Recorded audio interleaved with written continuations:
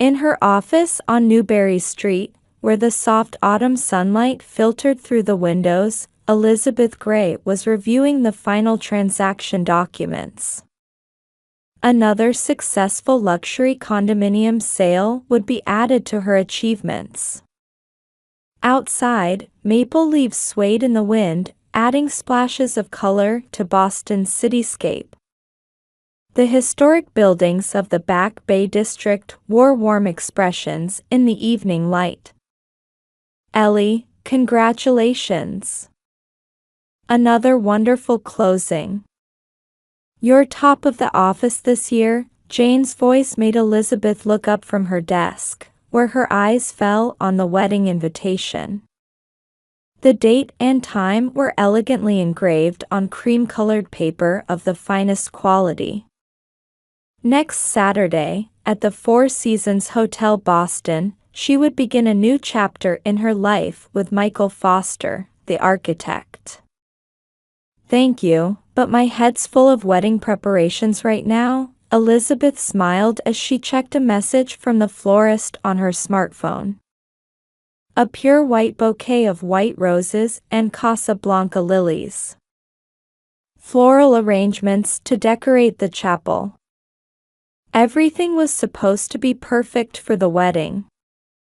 Her meeting with Michael came about through a real estate project 3 years ago. Elizabeth, who was tasked with selling the high-rise condominium he had designed, found herself drawn to his sincerity and talent throughout the project. On the night he proposed, Michael accepted her past and promised her a future. For Elizabeth, it felt like the beginning of a new life. However, memories of the weekend spent at her family home in Beacon Hill suddenly weighed heavily on her heart. As usual, conversations with her parents revolved around her sister Rachel. Rachel's children's activities, Rachel's husband's promotion, Rachel's new home renovation plans. Rachel's smiling face was at the center of every family photograph displayed in the room. Rachel just bought a new Steinway grand piano for the children. Isn't she a wonderful mother? David certainly spares no expense for what they want, Martha's proud voice still echoed in her ears. John nodded silently while pulling out his checkbook again. The parents had continued their unfailing support to meet her sister's necessary expenses. A new car, private school tuition for the children, luxurious vacations. All of Rachel's demands were met by their parents. Meanwhile, when Elizabeth asked for help with tuition to get her real estate license, her parents dismissed her, saying she was bold enough to be independent. During holiday family gatherings, Rachel's schedule always took priority, with Elizabeth's convenience coming second. Even in family photos, Rachel sat in the center while Elizabeth was made to stand at the edge. That was the daily reality of the Gray family. Memories from childhood raced through her mind like a fleeting montage. Lavish parties for Rachel's birthdays. Elizabeth's birthdays were always celebrated modestly by tradition. Even at high school graduation, her parents' praise for Rachel's academic achievements overshadowed Elizabeth's efforts. "Mom, Dad, I'm not inviting Rachel to the wedding," Elizabeth finally conveyed her decision the other day. A heavy silence fell over the stately dining room in Beacon Hill. Only the antique wall clock's ticking marked the tension in the air. "But she's family? Sisters shouldn't." Disapproval colored her mother's voice. Her father heaved a deep sigh and said, "I respect your choice." However, his eyes didn't meet his daughter's. They remained fixed on the wine in his glass. After completing the final check at the Four Seasons Hotel's grand ballroom, Elizabeth looked down at the city through the large windows. The Charles River sparkled in the sunset. A new life with Michael. Hope of freedom from past burdens. The room decorations, menu, music, everything had been prepared exactly as planned. In the bridal suite, Elizabeth took a deep breath. Outside the window, the September blue sky stretched wide, and maple leaves swayed in the autumn breeze. Looking at her reflection in the antique mirror, she smiled quietly. Her pure white wedding dress harmonized perfectly with the lace veil inherited from her grandmother. "Ellie, you're the most beautiful bride," said Jane, who was serving as maid of honor, as she adjusted the tiara for the final touch. As a longtime best friend, she was one of the few who understood Elizabeth's scars from 10 years ago. "Something blue?" Jane asked. "Mom's sapphire earrings." "Something borrowed?" "Your pearl bracelet." "And something new is that tiara." They laughed like schoolgirls as they confirmed the traditional something old, new, borrowed, and blue. At that moment, there was a knock at the door, and her father entered. "Ready?" His voice sounded softer than usual. His figure in the tuxedo exuded dignity, yet somehow also showed vulnerability. Elizabeth nodded and took his arm. The chapel's pipe organ had begun to play. The solemn strains of Bach's Ave Maria echoed through the old hallway. Beyond the doors, 300 guests were waiting.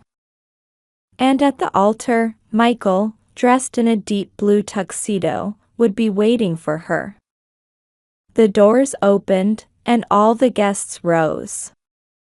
Elizabeth began walking down the center aisle decorated with white roses and Casablanca lilies, guided by her father.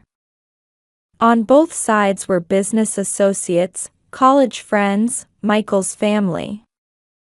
And in the front row sat her mother Martha. Elizabeth's heart nearly stopped. Next to her mother sat someone who shouldn't have been there. Rachel. Wearing a flashy blue dress with a smug expression. Next to her were her husband David and their 2 children. No way. Before she could collect herself, they reached the altar. Michael welcomed her with a warm smile. The ceremony proceeded solemnly, vows were exchanged, and rings were given. However, anxiety and anger swirled in Elizabeth's heart. The reception began, and the newlyweds' entrance was announced. The grand ballroom was bathed in champagne gold lighting, with elegant white rose centerpieces adorning the tables. To the orchestra's rendition of "Fly Me to the Moon," Elizabeth and Michael proceeded to the dance floor amid thunderous applause. After their first dance, the celebration began. From the New England clam chowder starter to the lobster main course, the dishes were served in perfect sequence. However, Elizabeth could barely eat. Rachel's presence was tying her stomach in knots. And then, the worst moment arrived. Just before dessert was served, Rachel suddenly stood up and took the microphone. Their parents nodded to each other slightly, as if they knew something. As the room fell silent, Rachel's voice began to ring out. "Ladies and gentlemen, I'd like to offer some words of blessing for my sister." Her voice mixed sweetness with poison. Elizabeth stared at her sister, frozen. Michael squeezed her hand. "But first, There's something you should know. A dangerous light flickered in Rachel's eyes. Elizabeth could sense what was coming. But it was too late to stop it. My sister abused me. A slight murmur arose from the room. She tried to monopolize our parents' affection and tried to ruin my life. She even tried to steal my fiancé. It was a complete lie. The truth was exactly the opposite. Our parents know my sister's true nature, but they remain silent today. She's even mean to my children. Rachel's voice carried a theatrical tremor. The atmosphere in the room froze. Their parents watched Rachel with satisfied expressions. Michael's hand gripped Elizabeth's even tighter. A wave of disturbance spread among the guests.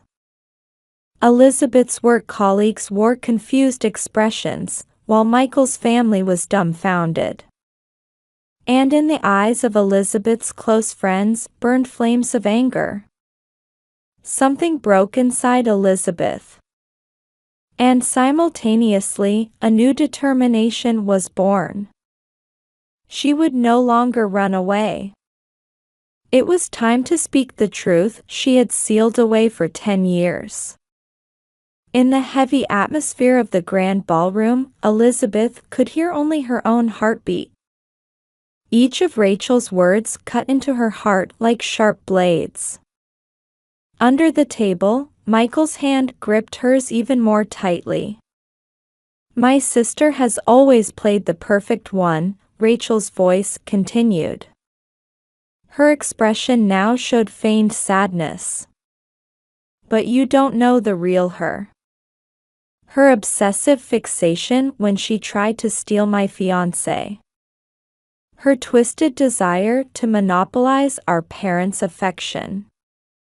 Elizabeth felt her vision go white. The memory from 10 years ago came back vividly. That rainy night, the luxury hotel lobby where she discovered her fiancé James meeting secretly with her sister.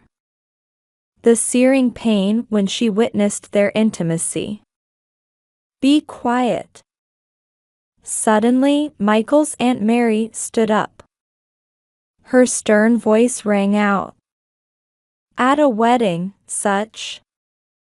But Rachel wouldn't stop. Rather, her eyes gained an abnormal gleam.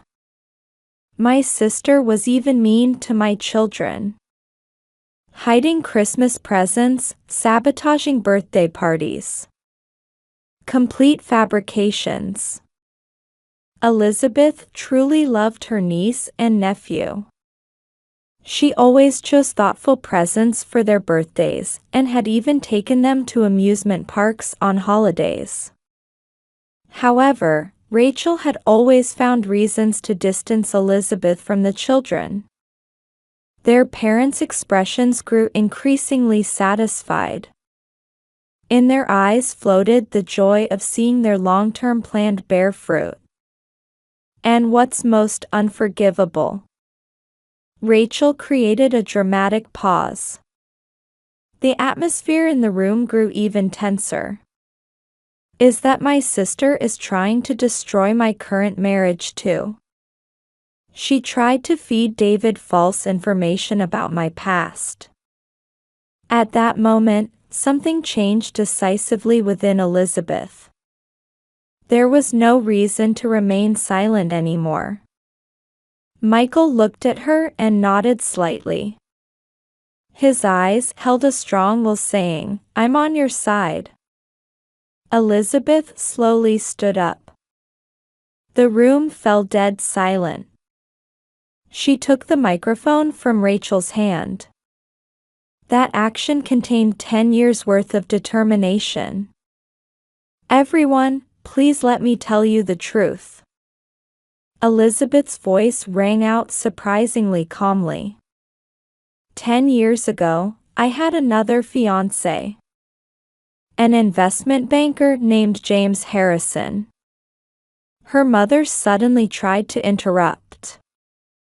"Elizabeth, stop." But Elizabeth continued firmly. 6 months after our engagement, I discovered he was having an affair with my sister. A commotion arose from the room. The color drained from Rachel's face. That night, I broke off the engagement. I told my parents the truth, but they chose to protect my sister. Under the pretext of protecting the family's honor, this fact was covered up. Elizabeth turned to face her parents. Their expressions rapidly turned pale. Our parents forgave Rachel's actions as youthful indiscretion and forced me to remain silent. Since then, they have increasingly favored my sister while continuing to neglect me. Michael stood up and took his place beside Elizabeth. His presence gave her great strength. "This is why I decided not to invite my sister today." However, our parents ignored my wishes and secretly invited her. David's face had turned to stone. His eyes were fixed on Rachel. "Rachel, your story about me trying to steal your fiancé was actually the reverse. And about trying to feed false information to David, I was only trying to tell him the truth." Elizabeth exhaled deeply. 10 years' worth of burden was gradually becoming lighter. "I have kept silent for these 10 years. For the sake of family peace, for my sister's children, and for our parents' dignity. But that's no longer necessary." At that moment, a voice rose from the back of the room. "May I also testify?" An investment banker who had been James's colleague stood up. I knew about James and Ms. Rachel's relationship at the time. I witnessed their secret meetings several times. Next, Elizabeth's college friend stood up. "I know too. Rachel boasted to us, saying it's easy to steal a rich man." As testimonies were revealed one after another, Rachel's face lost more and more color. Their parents could only remain silent in the face of facts they couldn't excuse. Suddenly, Rachel's phone rang. She hurriedly checked the screen. It was a message from her husband's lawyer. David was demanding immediate separation and initiating divorce proceedings. Rachel nearly fainted on the spot. I. Uttering incoherent words, Rachel fled the room like she was escaping. There wasn't a trace of her former arrogance in her retreating figure. Their parents watched their daughter's flight in a daze. They couldn't stop the instant collapse of the facade of respectability and false family image they had built up over the years. "Elizabeth." Her father called out in a trembling voice. But he couldn't continue. Her mother covered her face with a handkerchief, shaking slightly. This time, it wasn't an act, but seemed like genuine tears of regret. At this point, Michael's mother Charlotte quietly stood up. David's mother, with her elegant bearing, tried to smooth over the situation with a gentle voice. "Everyone, this is the day of our new family's beginning. Let's leave the past in the past and celebrate these young couples' new life together." A sigh of relief escaped from the room at those words. The orchestra began to play a soft waltz. Elizabeth returned to the dance floor, led by Michael. While dancing, Elizabeth surveyed the room. Her parents' seats were empty. They had quietly left the venue without anyone noticing. Only Rachel's handbag remained at her seat. "Any regrets?" Michael whispered. "None. I think this is our true beginning." Elizabeth's voice carried conviction. What she lost by speaking the truth was significant. But what she gained was worth even more. Michael's love, the understanding and support of the guests, and above all, her own pride and the courage to face the truth. Outside the window, Boston's twilight was gently enveloping the city. The sunset reflecting on the Charles River seemed to sparkle with the promise of a new tomorrow. Elizabeth smiled quietly as she nestled against Michael's chest. 6 months after the wedding, the Back Bay streetscape had shed its winter severity and was welcoming spring. "Mrs. Foster, your 6 o'clock appointment has arrived," called Linda, her secretary.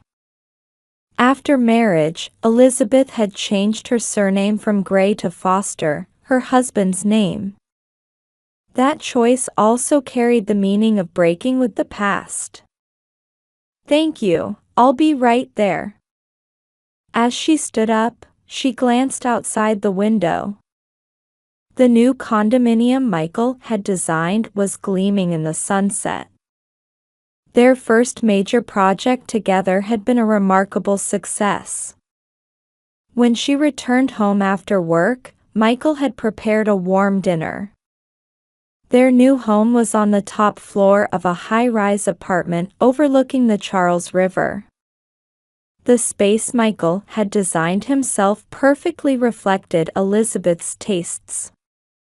"I heard from David today," Michael quietly began while they were eating. Elizabeth paused with her fork midair. "The divorce is final. He got custody of the children. Rachel only got supervised visitation rights." Elizabeth heaved a deep sigh. Her sister's fall had been greater than expected. The events at the wedding had become rumors in the investment industry and had affected David's company. When Rachel's history of infidelity came to light, her current behavior was also questioned, leading to a thorough investigation. As a result, several of her inappropriate relationships were discovered. "Rachel has started living alone in a New York apartment," Elizabeth said. Her sister's once luxurious lifestyle had completely collapsed.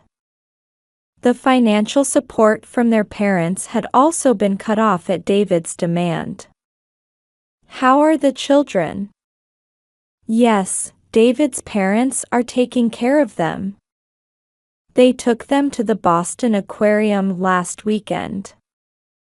They drank their wine in silence." There was sadness, but it already felt like a distant memory. Their relationship with their parents had also changed dramatically. After the wedding, their father John was hospitalized with a sudden illness. That became the catalyst for them to seriously face their past for the first time. "Dad has started going to counseling," read the email that arrived from her mother Martha last week. However, the text still showed concern for Rachel, and Elizabeth had put off replying. Her parents' change was still only halfway there. "Are we inviting your parents to Christmas dinner next month?" Michael asked. Elizabeth thought for a moment before answering. "We might need a little more time. I want to be sure they've really changed." Outside the window, the surface of the Charles River sparkled, reflecting the night view. Elizabeth sat on the sofa and snuggled close to Michael. "How's work?" "Yes, it's going well. Actually, I have some happy news." Elizabeth smiled somewhat shyly. I'm being promoted to partner at the firm next year. Michael embraced his wife. Elizabeth's capabilities were highly regarded in the industry. The events at the wedding had actually proved her integrity. And one more thing. Elizabeth guided Michael's hand to her abdomen. What, really? Yes, I confirmed it this morning. 3 months along. They embraced and celebrated like high school students. The birth of a new life. It meant the beginning of a new page in their lives. That night, Elizabeth opened her diary for the first time in a while. Since her wedding day, she had recorded her thoughts every week. Tonight would be a special page. To my beloved child. We have begun preparing to welcome you. This family's history has both light and shadow. But perhaps that's what life is. What's important is having the courage to always face the truth. And knowing what real love is. The world you will be born into will surely be wonderful. Dad and I will do our very best to make it so. Putting down her pen, Elizabeth gazed out the window. Boston's night view sparkled like countless stars. A new season was surely approaching. What she lost by speaking the truth was significant. But what she gained was worth even more. True love, unwavering trust, and above all, a life she could be proud of. Michael embraced her from behind. Their shadows reflected in the window pane. It was a quiet and certain scene, promising a happy future.